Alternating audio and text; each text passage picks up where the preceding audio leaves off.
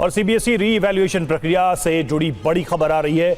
अभी तक री इवैल्यूएशन प्रक्रिया शुरू नहीं हुई है और सीबीएसई पोर्टल अभी तक ओपन ही नहीं हो रहा। सीबीएसई पोर्टल अभी भी अंडर मेंटेनेंस। री इवैल्यूएशन के लिए आवेदन नहीं कर पा रहे हैं छात्र।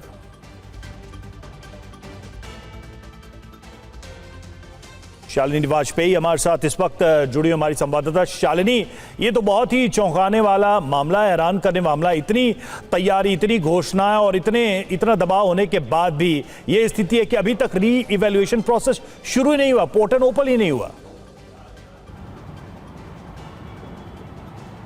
बिल्कुल, आपको बता दूं, सबसे पहले पोर्टल जो है वो 29 को ओपन होना था और 29 की डेट थी। 29 को भी स्टूडेंट्स जो है वो सुबह से ट्राई कर रहे थे, लेकिन पोर्टल ओपन नहीं हुआ, बार बार ग्लिच आ रहे थे। उसके बाद 3 से 4 बजे तक सीबीएसई ने क्लियर कर दिया कि आज पोर्टल नहीं खुलेगा।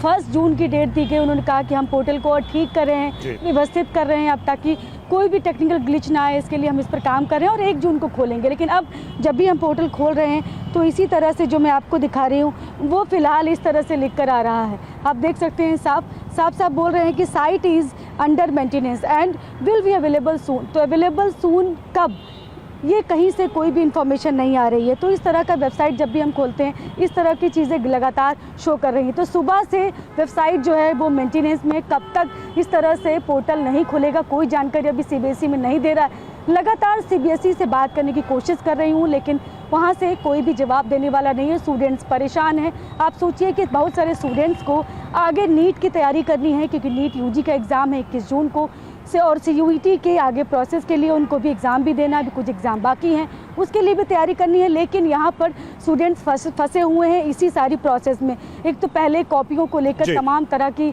गड़बड़ियाँ जो सामने आई ओएसएम में, उसके बाद जो है पता चला कि कॉपी बहुत सारे स्टूडेंट्स की बदल गई है, कुछ की कॉपी चेक ही नहीं हुई है। ऐसे तमाम आरोप छात्रों की तरफ से लगाए गए और उसके बाद जब उनको अब स्कैन कॉपी मिलने के बाद जो अब उनको री इवैल्यूएशन के लिए जाना, बिल्कुल ये सारे विषय थे और छात्रों को ये उम्मीद थी कि इस बार उनको सहूलियत होगी। सबके बावजूद परेशानी इन छात्रों को ही उठानी पड़ रही है।